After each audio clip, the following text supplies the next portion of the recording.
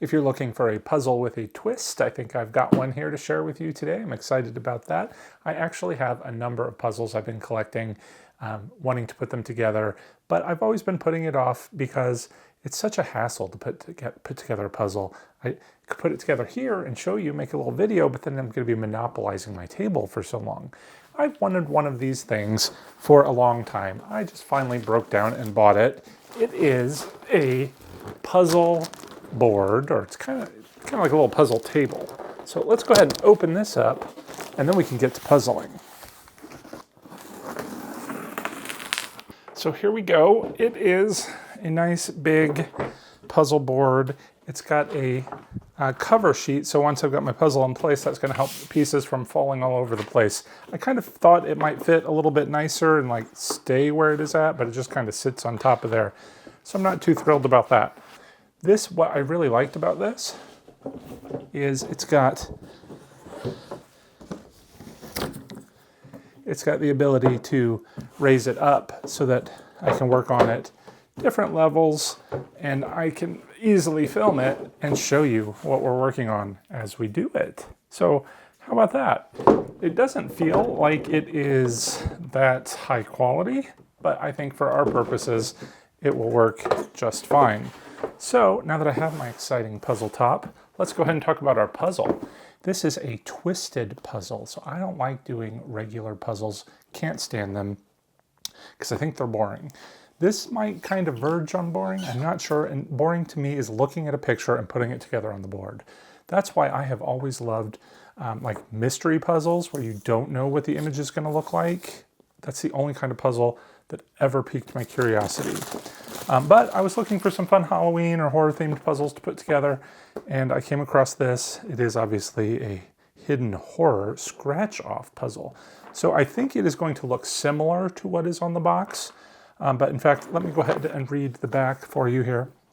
It says, "The Hidden Horror series is a scare for those who dare.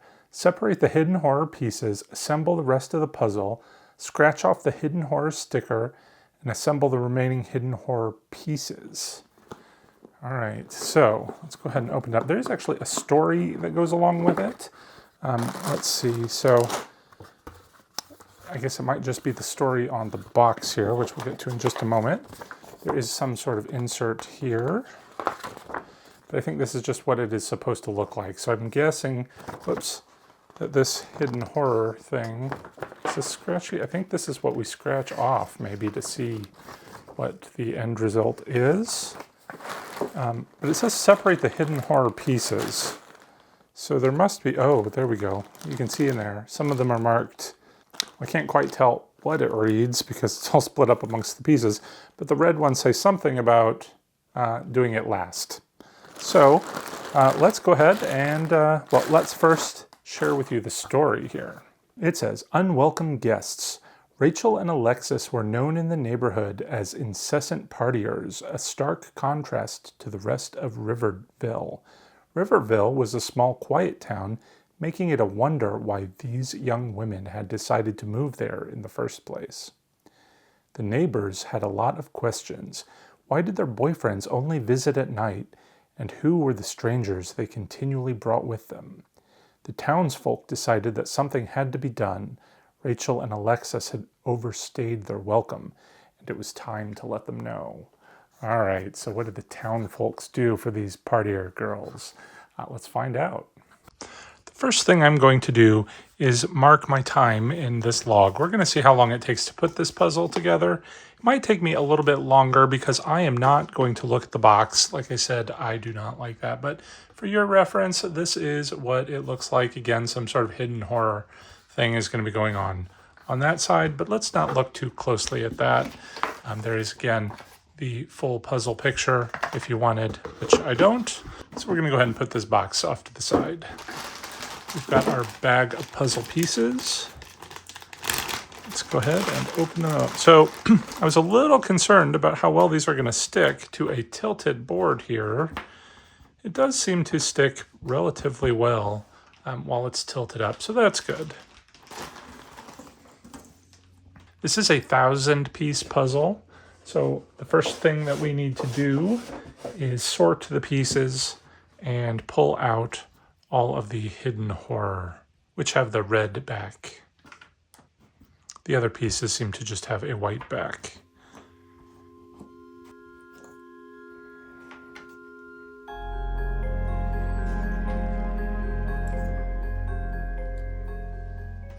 One thing I definitely don't like about this puzzle is that the pieces are all very dark. That's going to make it a little bit challenging, but clearly there are some little bits of brighter pieces.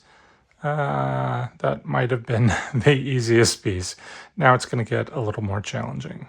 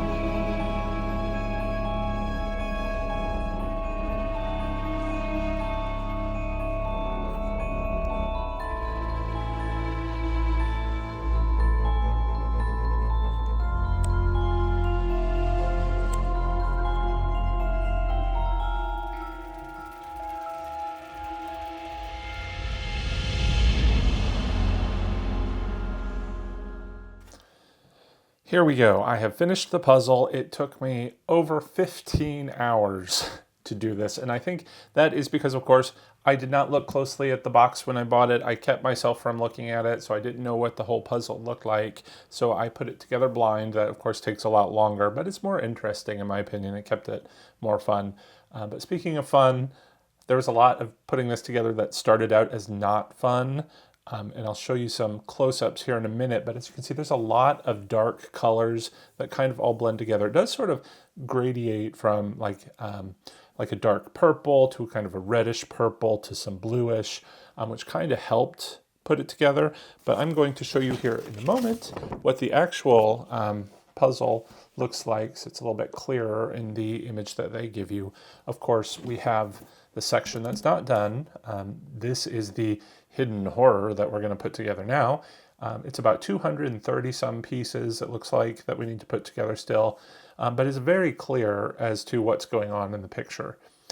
Before I get to that, though, I just want to point out, so these puzzle pieces up here were the ones that I had sorted out earlier. When I was sorting out the puzzle pieces, you're supposed to pick out the red backed ones, which is this section here.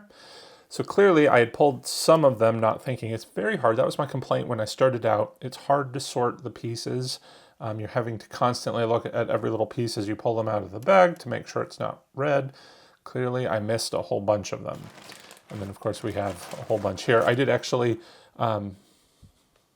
there's a few that I actually put together anyway, without noticing. But once you start getting toward the end of the puzzle, you realize you have all these extra pieces, and that's how I kind of found out I'd pulled way too many extra ones.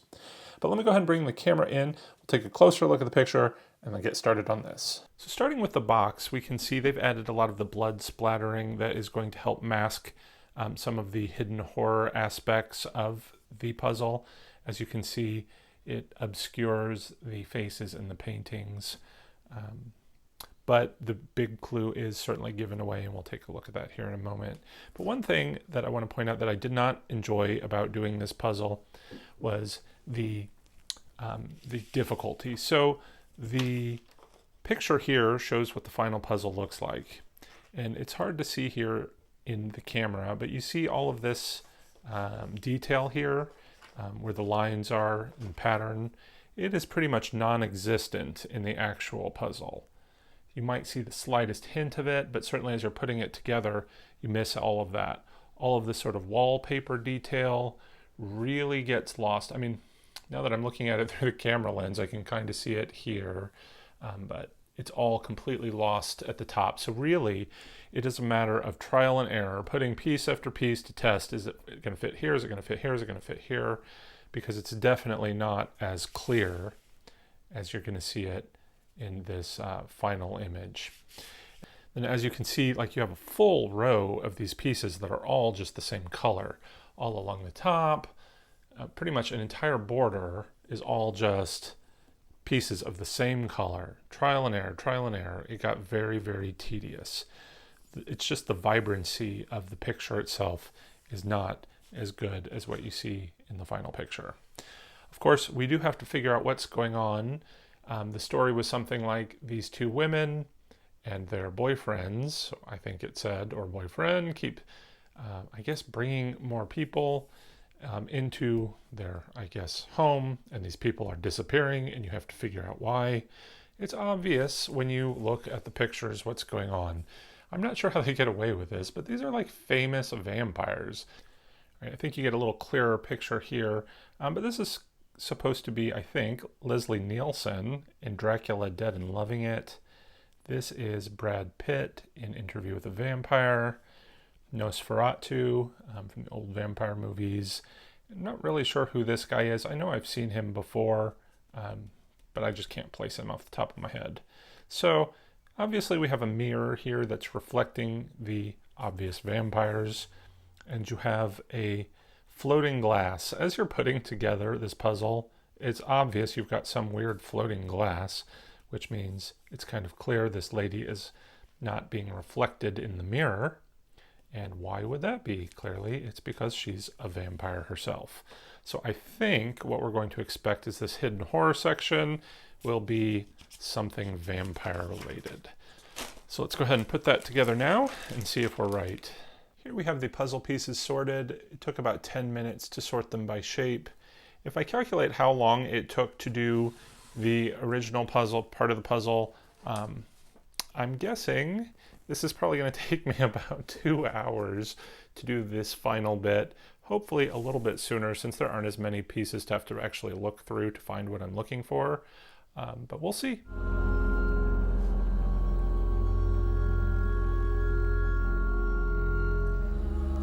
Right, I've already got the easy pieces put in place.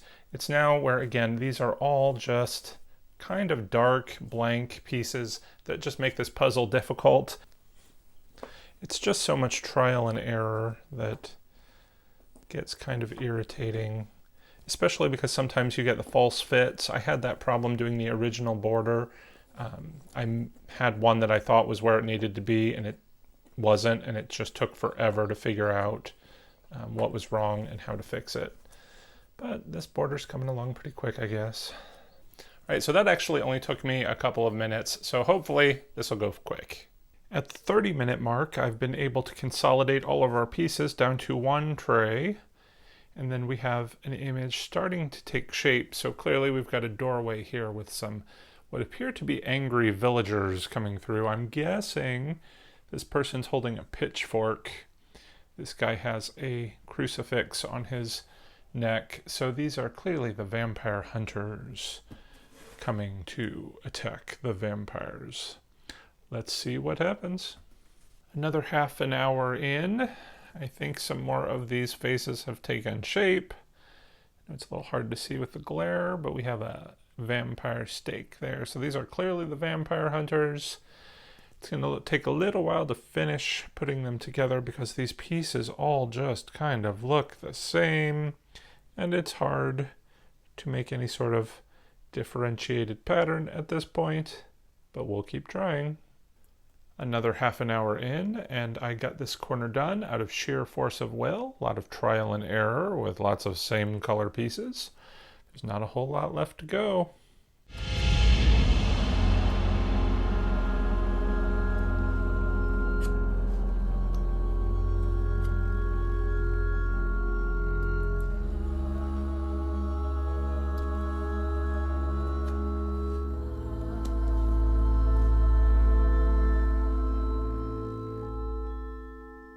And we are done.